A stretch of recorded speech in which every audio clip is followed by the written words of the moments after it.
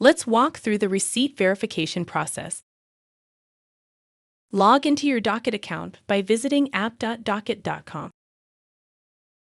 To access the receipt list, go to the top header menu and click Expense Management. Select Receipt Box from the drop-down menu and choose Receipt List to view all your receipts. Select the receipt you want to approve by clicking on it. After selecting the receipt, a new window will open where you can enter the necessary information from the uploaded receipt.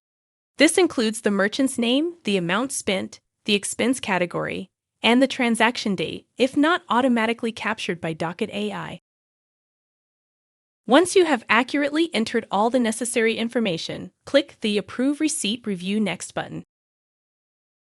Once the receipt has been approved, it will be moved to the Approve tab from the Uploaded tab for convenient reference and organization. Thanks for watching this video. Check out our How to Videos playlist to watch more videos like this.